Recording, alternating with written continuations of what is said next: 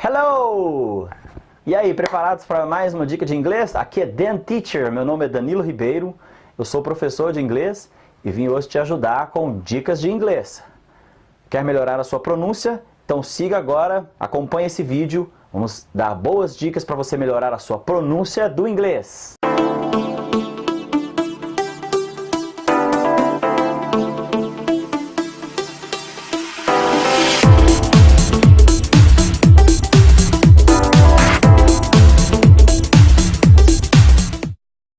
Então, galera, a primeira coisa que a gente precisa ter em mente quando vai aprender uma segunda língua é que o inglês, ele vai ter som, ou qualquer outra língua, né, qualquer outro idioma, vai ter sons diferentes do nosso idioma. Ou seja, o sistema fonético vai produzir, ou o sistema fonológico vai produzir sons que não são comuns à nossa própria língua, como o caso do TH. Um monte de gente aí que tem o problema de pronunciar o TH, né, que é o famoso... Dica, né? Você, para aprender a pronunciar esse som do TH, você tem que soprar, tem que sair um sopro e a língua tem que estar entre os dentes e tem que sair o ar. Para você checar se está saindo ou não o ar, você faz o teste com a folha de papel. Third, three, I think. Se a folha estiver mexendo é porque está saindo ar. Então, gente, é importantíssimo saber esses sons que não existem. Como vocês vão olhar isso? Na segunda parte que agora eu vou explicar. O inglês, ou qualquer outra língua, é dividida no seu sistema fonético e fonológico, no sistema segmental, que são as vogais e as consoantes, ou seja, segmentos. Estamos trabalhando apenas com unidades de sons, ou seja, o T, o Z, o H... Então, é crucial que você primeiro se familiarize com o alfabeto do inglês.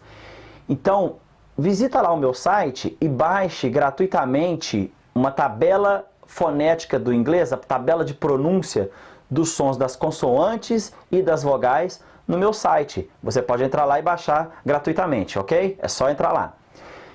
Então, quando você vai aprender esses sons, que são as consoantes e as vogais, você vai ver como é que cada uma se comporta de forma isolada. E isso é importante. Esse dicionário ele está traduzido, é uma cópia de um dicionário que eu baixei, que eu estou disponibilizando no meu site.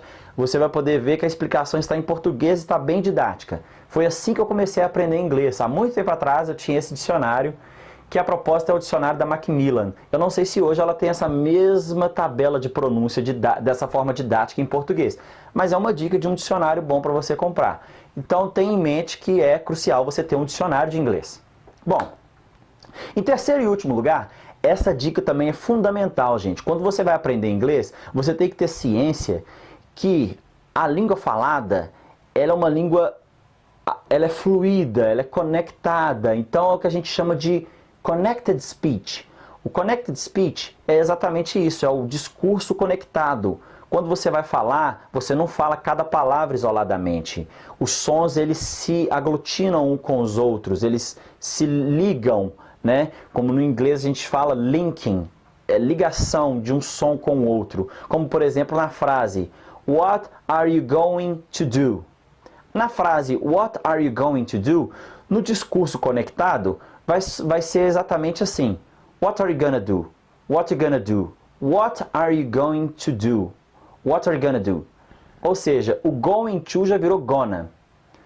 What you gonna do? What you gonna do? What are you going to do? Bad boys, what you gonna do? What you gonna do when they come for you? Então é isso. Quando você vai formar uma frase... gente, para e pensa comigo aqui. Imagina um americano que está estudando português e aí ele estuda lá na escola, bonitinho, aprende as lições de gramática e aí vem para Minas Gerais. De repente ele está na rodoviária, vai pegar o ônibus, aí o cara vira para ele e pergunta: se esses sons passasse? Esse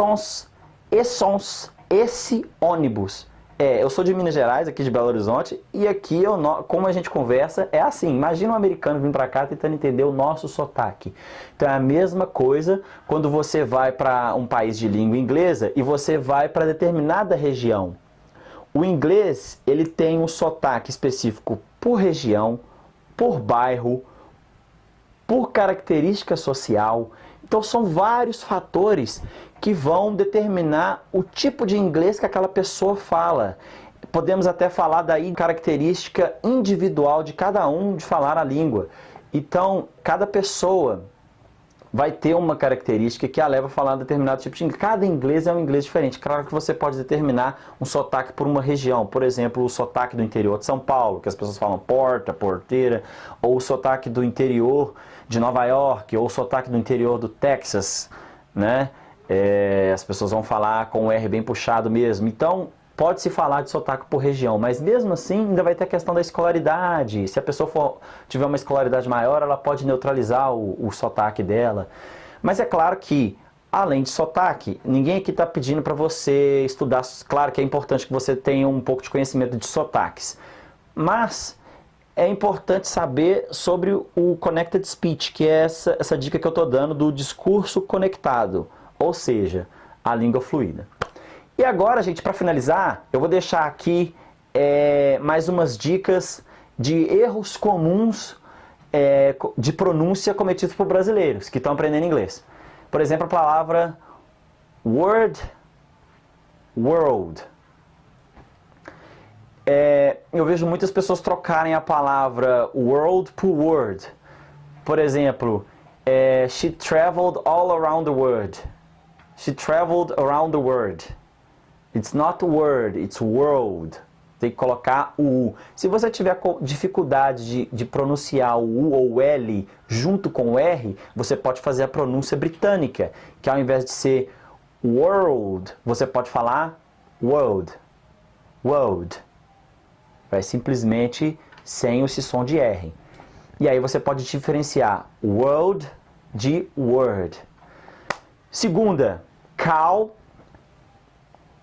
Call. Gente, cow, vaca. Call. I need to make a call. Look at that beautiful cow.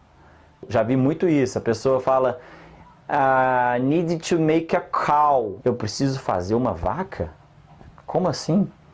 Então, tem que ficar atento à pronúncia certa da palavra. Mispronunciation, ou pronúncia errada, leva à falta de comunicação e entendimento do falante nativo. Outro erro comum, que é um fenômeno característico de nós, falantes de línguas latinas, que acontece quando vai falar inglês, é a inserção de vogais no início ou no final da palavra. Como, por exemplo, a palavra smart.